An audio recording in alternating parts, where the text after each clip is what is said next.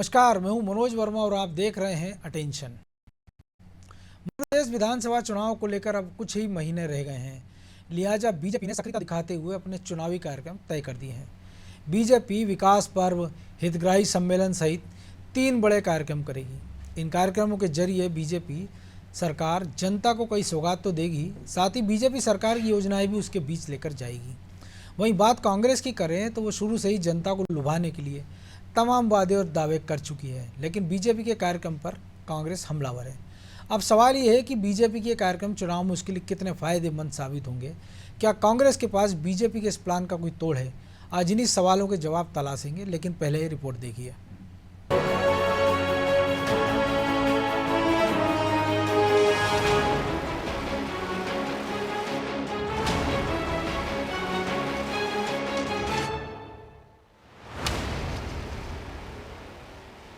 BJP में सक्रियता बढ़ी, चुनावी रणनीति की ओर चली, बैठक कर तय किए कार्यक्रम, जोरदार होने वाली है देश की जंग। अमित शाह के दौरे के बाद से बीजेपी में गतिविधियां एकदम से तेज हुई हैं। 15वीं विधानसभा का आखिरी सत्र खत्म होते ही मुख्यमंत्री शिवराज सिंह चौहान ने विधायक दल की बैठक ली, जिसमें चुनाव को देखते हुए कई कार्यक्रम तय किए गए। बीजेपी आने वाले महीनों में 3 बड़े कार्यक्रम करने जा रही है। बैठक में तय हुआ है कि बीजेपी 16 जुलाई से सभी जिलों में विकास पर्व मनाएगी। इसके साथ ही वृहद हित लाभ वितरण कार्यक्रम और गांव-गांव में हितग्राही सम्मेलन का आयोजन किया जाएगा। इतना ही नहीं, सिंचाई परियोजनाओं समेत कई विकास के काम बीजेपी करती नजर आएगी। यानी बीजेपी का फोकस चुनाव में विकास के मुद्दे पर जनता को लुभाने पर है। बैठक काफी सारगर्भित रही। माननीय संगठन महामंत्री ने संगठन के आगामी कार्यक्रम और प्रदेश अध्यक्ष जी ने आगामी कार्यक्रमों पर, और माननीय मुख्यमंत्री जी ने जो हमारा विकास पर्व प्रारंभ होने वाला है 16 तारीख से, उसके बारे में विस्तार से चर्चा। बीजेपी का प्लान साफ नजर आ रहा है। वहीं कांग्रेस भी जनता को लुभाने के लिए कई वादे और दावे कर रही है, लेकिन बीजेपी के कार्यक्रमों पर कांग्रेस तंज कस रही है। कांग्रेस का ये कहना है कि बीजेपी कितने भी कार्यक्रम कर ले, इस बार जनता अपना मूड बना चुकी है कि ये प्रचार प्रसार के लिए होने वाला खर्च, हितग्राहियों के लिए होने वाले सम्मेलन, आपके हमारे पैसों का बजट काट कहीं तो ट्रांसफर करके हो रहा है। हितग्राही यदि कोई हैं तो मंत्री और नौकरशाह, क्योंकि वो जो पैसा अलग अलग मत का आकर खर्च होता है उसमें भी ये लोग आधा आधा कमीशन खाते हैं। तो हितग्राहियों को भला नहीं हो रहा है, हितग्राहियों के नाम पर आयोजन कराने वालों का भला हो रहा है। भाजपा की अपनी रणनीति है तो कांग्रेस की अपनी, लेकिन बीजेपी की बैठक और उसके कार्यक्रम से ये निचोड़ निकल कर सामने आ रहा है कि बीजेपी केंद्र और प्रदेश सरकार की योजनाओं के सहारे इस चुनाव में उतरने जा रही है। वो जनता के बीच विकास के मुद्दों को लेकर जाएगी और कांग्रेस कार्यकाल को याद दिलाते हुए अपने पक्ष में माहौल बनाएगी। अब कांग्रेस बीजेपी के विकास के एजेंडे का जवाब किस रणनीति से देती है, इसके लिए अब कुछ महीनों का इंतजार करना होगा। ब्यूरो रिपोर्ट, अनादि टीवी।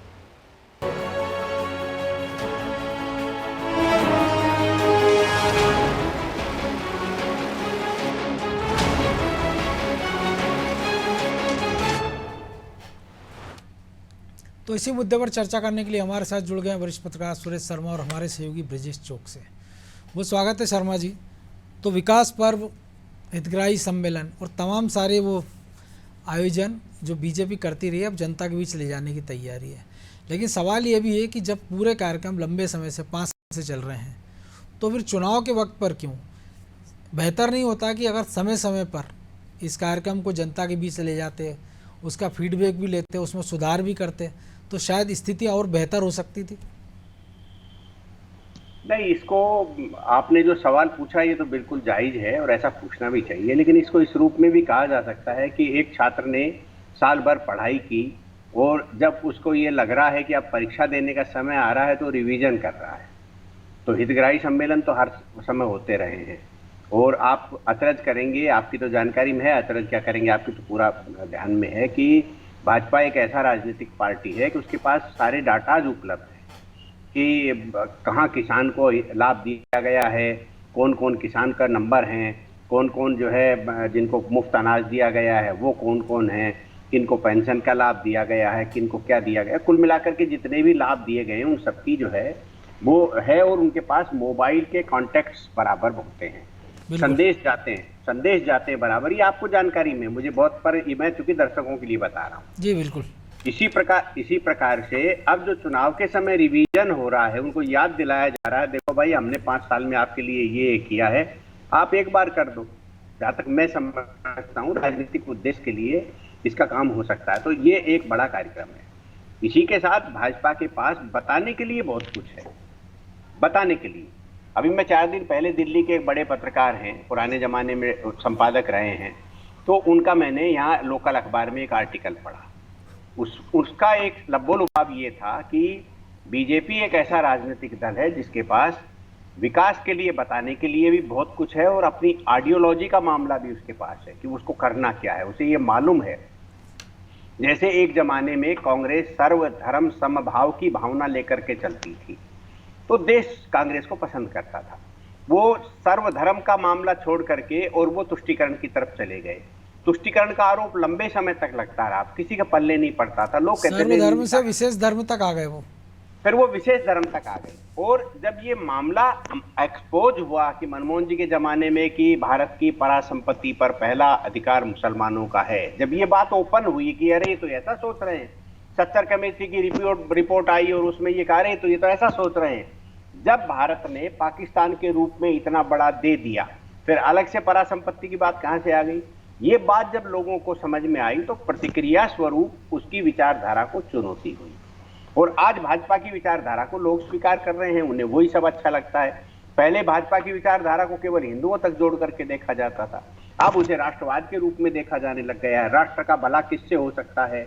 अब राष्ट्र के भला का मतलब मंदिर बनाने से नहीं है, राष्ट्र के भला का मतलब होता है आतंकवाद से भी, अर्थव्यवस्था से भी, बेरोजगारी के जंग से भी, क्षेत्रों के अंदर असंतुलन को दूर करने के लिए, अच्छी अच्छी सड़कें बनाने के लिए। ये सारी चीजें राष्ट्रवाद की श्रेणी में आती हैं कि कैसे राष्ट्र को उसका वाद दे करके और प्रगति के पथ पर ले जाया जाए। आज हम चारों तरफ से देख रहे हैं, पूरा विश्व जो है इस बात को मान रहा है कि ये विचारधारा ठीक है। थोड़ी सी देर के लिए लोगों को लगता है कि हमारा धर्म परिवर्तन कराने का मुहिम ठंडा पड़ रहा है, अदरवाइज ये तो लोग मानते ही हैं कि भारत में विकास हो रहा है। यही बात जो है मध्य प्रदेश में लागू होती है और मध्य प्रदेश में शिवराज जी ने जो 15-16 महीने में जो अपनी सरकार के समय और बाबूलाल जी गौर उमा जी की सरकार के समय जो योजनाएं लागू हुई थी, उनके परिणाम लोगों के सामने हैं। पहले आप देखते थे, हमने भी देखा, आपने भी देखा कि सड़कों के क्या हाल होते थे। आज पानी में सड़कें खराब होती हैं क्योंकि पानी तेज रहता है और उसके बाद आप देख लीजिए 2 महीने में सड़कें वापस ठीक हो जाती हैं। तो कुल मिलाकर के एक अभी जरूर ये बात कहना पड़ेगी, हम आप भी कहेंगे तो अच्छा लगेगा कि जिस तरीके से एकदम से लाभ देने की प्रवृत्ति बढ़ी है कि लाडली बहना को 1000 की जगह 3000 दे देंगे, तेरी तनख्वाह 3 गुना हो गई है, तेरी 4 गुना हो गई है। ये जो है इसको क्या माना जाए? इसे जो है एकदम से 3-4 गुना तनख्वाह करने का अभिप्राय जो है कहीं केवल बोर्ड तक सीमित नहीं है, ये अर्थव्यवस्था के संतुलन का मामला भी है, तो इसको भी कहीं न कहीं देखने वाली बात है। तो इन सारी चीजों को मिलाकर के ये कहा जा सकता है कि एक तरफ वोट की पॉलिटिक्स भी चल रही है, एक तरफ सोच की पॉलिटिक्स भी चल रही है, एक तरफ डेवलपमेंट की पॉलिटिक्स भी चल रही है। कांग्रेस का क्या तोड़ निकालेगी वो कांग्रेस ही जाने, लेकिन मैंने जो अपना जो प्रश्न था उसके संदर्भ में मैंने ये बातें कही। जी ब्रजेश जी, जो शर्मा जी भी कह रहे हैं और हम भी देख रहे हैं कि अगर ये सब पे विकास की बात होती तो हर चुनाव में ये होता है कि विकास के मुद्दे पर जाएंगे। कई सारे शिलान्यास होते हैं, लोकार्पण होते हैं, वो कई बार जाति आधारित मुद्दे हो जाते हैं या कई बार ऐसे मुद्दे भारी पड़ जाते हैं जिसमें विकास पीछे छूट जाता है, जिससे फिर राजनीतिक दलों को सोचना पड़ता है कि फिर वो ऐसा क्या करें कि जिससे वोट मिल जाए। 2018 के चुनाव इसके बेहतर हम देख रहे हैं, उसके जो परिणाम आए थे कि अभी विकास की बात हो रही है। अभी हमने पहले देखा था कि सुशासन दिवस मनाया गया, उसके बाद हितग्राही सम्मेलन किए गए और फिर 1 महीने का एक कार्यक्रम फिर से शुरू हो रहा 16 तारीख से 14 अगस्त के बीच में। हालांकि बारिश का समय भी रहेगा, वो गांव में भी बात हो रही है कि गांव में भी हितग्राही सम्मेलन होंगे, लेकिन समय खेतीबाड़ी का समय रहता है तो किसान बिजी भी रहेगा। लेकिन ये जो नतीजे हैं वो कहीं ना कहीं राजनीतिक दलों को भी मजबूर करते हैं कि वो विकास के पीछे हटके जो फ्री की रेवड़ी की बात है उस पर फोकस करने लग जाए। और ख़ासतौर से जब से आम आदमी पार्टी ने उपक्रम किए हैं या कांग्रेस को जब से हिमाचल और कर्नाटक में चुनावी सफलता मिली है इन्हीं दावों के आधार पर, तो उसके बाद से क्या मध्य प्रदेश की राजनीति में कोई बदलाव देखने को मिलेगा या वाकई विकास के मुद्दे पर प्रदेश की राजनीति आगे बढ़ेगी? देखिए मनोज जी, सिर्फ अकेले विकास से मुझे नहीं लगता कि राजनीतिक दल चुनाव जीत पाते हों। इसी वजह से हमने देखा कि एक राजनीतिक दल का उदय होता है वो मुफ्त की योजना लाते हैं और कहाँ से कहाँ पहुँच जाता है बहुत कम समय में। वो संघर्ष नहीं करना पड़ता उसे, जो संघर्ष करके बाकी के राजनीतिक दल राष्ट्रीय क्षितिज पर छाए। तो जब इस तरह की योजना चले, एक राजनीतिक दल देने की कोशिश करे और दूसरा दे सकता है, तो आप देखिए आप वादा कर सकता है, तो घोषणा पत्र बहुत मायने रखता है। अब जब घोषणा की जाती है ना, तो लोगों को लगता है कि ये मिलने वाला, लालच बुरी बला होती है। तो ये बला मुझे लगता है कि देश के लिए भी खतरनाक है, राज्य के लिए भी खतरनाक है। लेकिन जब एक राजनीतिक दल दे रहा हो तो उस राज्य और उस देश के निवासियों के लिए भी, बिल्कुल, तो दूसरों के लिए भी मजबूरी बन जाता है कि वो भी उस तरह चलें। जब कोई चीज़ अति हो जाती है तो उस पर नियम बनाए जाते हैं, नियम कानून कायदे लाए जाते हैं ताकि उस पर रोक लगाई जा सके। प्रधानमंत्री इस पर चिंता भी जाहिर कर चुके हैं कई बार सार्वजनिक मंचों से कि जिस तरह की राजनीति चल रही है वो ठीक नहीं है। उससे कहीं मध्य प्रदेश या देश का हाल वैसा ना हो जाए जैसे हमने पाकिस्तान श्रीलंका का देखा है। तो लोगों को भी जागरूक होना चाहिए कि यदि कोई एक मुफ्त की योजनाएं ला रहे हैं तो कितने हद तक उनको स्वीकार करना चाहिए या कितने हद तक दी जा सकती है। सरकारों को भी और राजनीतिक दलों को भी ये सोचना चाहिए कि कितने हद तक हम दे सकते हैं जिससे विकास के कामों पर प्रभाव ना पड़े, विकास ना रुके, अन्य जो ज़रूरतें हैं वो पूरी ना कर पाए सरकार, तो कर्ज पे कर्ज लेती रहे। तो मुझे लगता है कि इस पर अंकुश लगेगा। आने वाला समय जब धीरे धीरे जब ज़्यादा बढ़ेगा तो इस पर गंभीरता से विचार होगा, लोग भी जागरूक होंगे। लेकिन हमने देखा है मनोज जी, राज्य, देश, मोहल्ला और घर की चिंता से पहले व्यक्ति आज की तारीख में खुद की चिंता करने लगा है।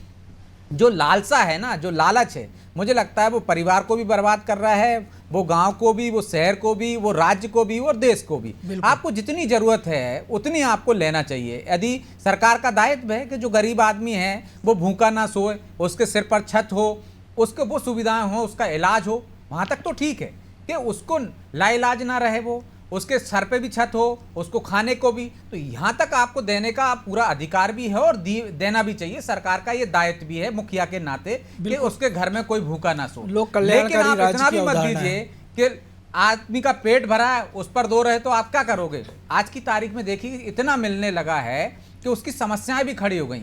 लोगों को लिए मजदूर नहीं मिल रहा है, काम करने वाले नहीं मिल रहा है। आपने भरपेट दे दिया, आपने पैसे भी दे दिए तो घर में सो रहा है आदमी। तो आप जो युवा है, पूरा देश, यहाँ युवा आबादी ज्यादा है। एक विचित्र दृश्य और देख रहे हैं कि पहले हम देखते थे कि शहरों में, गांव में आदमी ठेला लेके लोग अनाज बेचने जाते थे, अब खरीदने जा रहे हैं।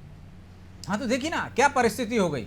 तो आप देखिए उनको ही मिलना चाहिए जो जरूरतमंद। यदि कुपोषित है कोई व्यक्ति तो उसको सुविधा का लाभ मिलना चाहिए। यदि 1000 से 3000 की यदि दायरा आप कर रहे हैं लाडली बहना का, तो आपको ये देखना चाहिए कि 1000 से 3000 मिलना है, उसको उसकी ज़रूरत है, उसकी पूर्ति हो रही है।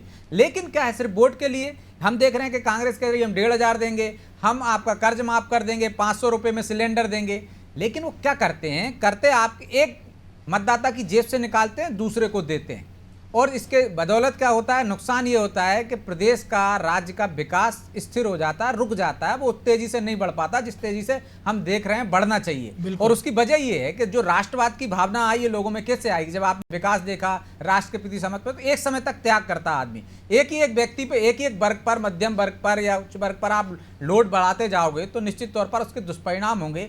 फिर आपको उस पर विचार करना पड़ेगा। राजनीति में क्या होता है मनोज जी, एक बार आपने देना शुरू कर दिया ना, वापस लेने में बड़ी दिक्कत होती है। यदि हम SC एक्ट का भी बात करें तो कोर्ट कई बार कह चुका है। दहेज प्रताड़ना के मामले में देखिए आपको बाद में क्या आपने सहूलियत देना पड़ी कि फर्जी मुकदमे दर्ज होने लगे थे, उसका आप गलत उपयोग होने लगा था। क्या SC ST एक्ट का गलत उपयोग नहीं होता, बहुत समय होता है, तमाम सारे कानून है जिसका कानून देखते हैं समय तो आप उसका गलत उपयोग तो मत करिए। कम से कम जब आप गलत उपयोग करते हो तो फिर वापस नहीं ले पाते राजनीतिक दल। आप देखिए कि जो योजनाएं आपने लागू कर दी, आपने मुख्यमंत्री कन्यादान योजना लागू की थी, निश्चित तौर पर अच्छी योजना थी, जरूरतमंदों को पहुंचाया जाना चाहिए था, उस शादियां कराई जानी चाहिए थी। लेकिन एक आती है पार्टी कहती है कि हम तो सरकार में आने के लिए उसकी राशि दोगुनी कर देती है, तो फिर आपके पास मजबूर है ना कि आप उसको बढ़ा के ही दोगे। और फिर कई ऐसे केस भी देखे हमने कि एक ही आदमी 2-2, 3-3 शादियां कर रहा है, शादीशुदा शादी कर रहे हैं। आप देखिए शादियां नहीं हो रही, फर्जी शादियां हो रही हैं, तो इसके दुष्परिणाम भी तो सामने आ रहे हैं। कोरोना काल में सिरोंज के एक अधिकारी ने शादियां करा दी थी, नतीजा जेल में। तो शर्मा जी एक और चीज़ है, 2 लाख करोड़ के विकास कार्यों की बात हो रही है कि केन बेतवा की भी बात है, सड़कों की बात है, 29,000 करोड़ की सड़कें बन रही हैं, मुख्यमंत्री और प्रधानमंत्री आवास की बात हो रही, 4 लाख नए घर दिए जाएंगे। तो जो कांग्रेस वादे कर रही है तो क्या उसकी काट हो पाएगी? नहीं, इसमें एक सबसे बड़ा पक्ष रहता है कि आपके द्वारा आपका पूरा पुराना इतिहास क्या कहता है, ये एक मतदाता आराम से सोचता है।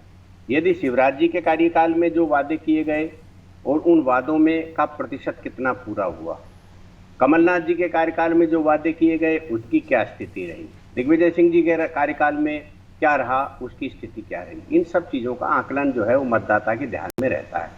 दूसरा क्या है, आपके आसपास डेवलपमेंट हुआ है क्या, आपने गांव के अंदर जो व्यवस्थाएं देख रहे हैं वो व्यवस्थाएं कही जा रही हैं वो हैं क्या, कुछ प्रतिशत पहुंची हैं क्या, ज्यादा पहुंची हैं, कम पहुंची हैं, जो कहा जा रहा है वो दावे कितने सच हैं। क्योंकि राजनीतिक पार्टी से आप ये पूछ लीजिए तो वो ये कहेंगे साहब देश में कुछ भी नहीं हुआ, सब कुछ तबाह हो गया, वो बेच दिया, ये खा गए, ऐसा कर दिया, भ्रष्टाचार हो गया, कमीशन खोरी हो गई। ये जो परिस्थितियां हैं, इन परिस्थितियों को मतदाता को सब पता है कि क्या हुआ है। अब कर्नाटक में सबको मालूम था कि वहां भ्रष्टाचार के आरोप में येदियुरप्पा जी को हटाया गया था, ये सबको मालूम है। बिल्कुल। तो वहां भ्रष्टाचार का चल गया मुद्दा आपका। लेकिन आप यही बात मध्य प्रदेश में लागू करोगे, हर जगह हर प्रवक्ता यही बोलने लग जाएगा कि कमीशन खोरी, तो मनमोहन सरकार सबको याद आ जाएगी, दिग्विजय सिंह जी की सरकार सबको याद आ जाएगी कि क्या होता था। कमलनाथ जी की सरकार के अंदर जूस की दुकान पर बैठ करके लोग बात करते थे। इन सारी चीजों की जानकारी सबको है, आम आदमी समझता है कि क्या पोजीशन और क्या नहीं है। इसलिए आरोप जो लगाए जाएंगे उनका प्रमाणीकरण मतदाता स्वयं करेगा। आपके कह देने से और मेरे कह देने से काम नहीं चलता। आप खबरें छाप दीजिए, आपकी खबरों के ऊपर प्रतिक्रिया जनता करती है कि आपने उसके बारे में सही लिखा या नहीं लिखा। आप जो है राजनेता यदि आरोप लगाता तो राजनेता तो कहता कुछ भी नहीं हुआ। लेकिन आपको नहीं लगता कहीं कहीं इसमें संशोधन की जरूरत है? क्योंकि हम दिल्ली का एक उदाहरण लें कि 2 चुनाव पिछले लोकसभा के, कि दिल्ली का वोटर लोकसभा में कैसे वोट करता है और विधानसभा में वो क्या करता है। वो सरकार उनसे कहती है कि हम आपको फ्री में बिजली देंगे, फ्री में पानी देंगे। आज यमुना की बाढ़ के कारण ये है कि बिजली है नहीं और पानी फ्री में आधे दिल्ली के लोगों के घरों तक पहुंच गया है। किसी के घर में 5 फीट है, किसी के घर में 8 फीट है। तो इसको लेके जनता को नहीं लगता कि एक जागृत होने की बात है कि अब क्या करना चाहिए? देखिए, एक बात बहुत साफ है, अभी ब्रजेश जी ने भी ये बात कही है कि आप जो घोषणाएं कर रहे हैं, आप जो झूठ बोल रहे हैं, सच बोल रहे हैं, मैंने भी कहा कि उसका प्रमाणीकरण जनता करती है। तो जैसे कोई भी राजनीतिक दल, उसका बहुत तेजी से उदय हो रहा है, उसका बेस क्या है? उसका बेस जो है केवल ये है कि आपने लालच दिखा दी और मुफ्त का चंदन घस मेरे नंदन वाली स्थिति पैदा कर दी, तो गरीब आदमी उसको स्वीकार करेगा, वोट भी दे देगा और आप सरकार भी बना ले जाओगे। लेकिन दिल्ली का जो आपने उदाहरण दिया है, 7 लोकसभा की सीट और 67 से 65 या 62 तक जो है विधानसभा की सीट ऐसे बढ़ जाती है। एक भाजपा को चली गई 7 और इधर जो है सारी की सारी लगभग सीटें जो है आम आदमी पार्टी को चली गई। इसका मतलब ये होता है मनोज जी कि वो जो दिल्ली का मतदाता है वो परिपक्व है, उसको ये मालूम है कि केजरीवाल की 7 सांसद देने का अभिप्राय ये है कि देश में पंगा पैदा करना और एक स्थिर सरकार को हटा करके और एक जो है लंगड़ी सरकार देना। तो देश का मतदाता ये समझने लग गया है कि लंगड़ी सरकार नहीं देना। दिल्ली में क्या करना, दिल्ली में सरकार तो होती नहीं है, वो तो आजकल पता नहीं कुछ जगह से ऐसे संदेश आ रहे हैं कि दिल्ली में पूर्ण राज्य नहीं है, तो पूर्ण राज्य जैसे अधिकार कैसे मिल जाएंगे। तो ये दिल्ली के बारे में मतदाता, उसको ये मालूम है कि हम तो एक कारपोरेशन चुन रहे हैं बड़ी वाली, जिसको सरकार का नाम दिया गया है, लेकिन सरकार क्या है, सरकार दिल्ली की सरकार है, मतलब केंद्र की सरकार है। तो वो ये मान के चलता है। आप मध्य प्रदेश का उदाहरण देकर के देख लीजिए कि उसको ये मालूम है कि विधानसभा के लिए किसको देना और कांग्रेस के लिए लोकसभा के लिए किसको देना है। अब आप देखिए 114 विधानसभा की सीट दे दी और कमलनाथ जी के बेटे को छोड़ करके सारे पार्लियामेंट की सीटें भाजपा को दे दी। तो इसका अभिप्राय ये है कि मतदाता ये अच्छे से समझने लग गया है कि हमें लोकसभा के लिए किसको वोट देना और विधानसभा के लिए किसको वोट देना है। बिल्कुल। अब एक बात और निकल करके इसमें से आती है, राज्यों में भी जो क्षेत्रीय दल हैं उनको सरकार बनाने देने का अभिप्राय सीधे सीधे ये रहता है कि जातिवाद है, अपना निजी कनेक्शन है, उसके आधार पर उनको ज्यादा से ज्यादा सीटें मिल जाती हैं। ममता बनर्जी जी को मिल गई, कई इनके अखिलेश यादव जी को भी बड़ी संख्या में 100 से ऊपर पहुंच गए थे, तेजस्वी यादव है, तेजस्वी को यादव है, इनको ये मिली है। इनका कारण केवल ये है कि उनके साथ सेंटिमेंट्स भी जुड़े रहते हैं और उनके साथ जो है उनको ये मालूम है कि बहुत बड़ा कोई परिवर्तन होने वाला नहीं है। लेकिन देश का भला किससे हो सकता है? यही एक कारण है कि वो डबल इंजन की सरकार का एक प्रसंग उठा कि भाई 2 इंजन की दो, तालमेल बढ़िया हो। आप देख लो, दोनों चीजें हमारे सामने हैं। ममता बनर्जी की अब तो मामला आगे बढ़ गया ना, अब तो महाराष्ट्र में ट्रिपल इंजन की भी सरकार कह रही बात है। हाँ, लेकिन इंजन ब्रजेश इंजन है। जी कि जो स्थितियां हैं, विकास कार्य अपनी जगह हैं और जो चेतावनी देना पड़ रही विधायकों को, तो वो बताती है कि स्थिति ऊपर ऊपर जो कॉस्मेटिक सर्जरी, उससे काम नहीं चलेगा, नीचे तक कुछ ना कुछ बदलना होगा। निश्चित तौर पर यदि आप कॉस्मेटिक सर्जरी कर देते हैं तो क्या आप सिर्फ चेहरा बदल देते हैं, ऊपर का हाव भाव आपने चेहरा बदल दिया, लेकिन अंदर का दर्द भी आपको दूर करना है। अंदर की जो आपकी दिक्कतें हैं, जो कमजोरियां हैं, जो अंदर हो रहा है, उसको भी दूर करना है। यानी कि आपको ज़मीन पर उतरना है। वही विधायक दल की बैठक में मुख्यमंत्री शिवराज सिंह चौहान ने भी कहा, संगठन के आला पदाधिकारियों ने भी कहा है कि अभी तो मामा के पिटारे में बहुत कुछ है, मतलब बहुत कुछ है, लेकिन आपको जाकर मेहनत भी करना होगी। आपको धरातल पर उतरकर 3 महीने जुट जाना होगा। सरकार की उन योजनाओं को लोगों तक पहुंचाने के साथ साथ जिनको लाभ नहीं मिल रहा है उनको लाभ मिले, और जो वंचित रह गए हैं उनको योजनाओं में नाम जुड़े, और जिनको मिल गया है उनको ये बताया जाए और कि जिन ये लोगों योजना का खुद का एटीट्यूड ठीक नहीं, वो भी कम से कम उनके वो लिए भी भी एक दूर मौका किया है। जाए। तो अभी मौका है। यदि आपको दोबारा सदन में पहुंचना है तो आपको अपने व्यवहार में की वजह से यदि कोई नाराज है तो उसको दूर करना पड़ेगा।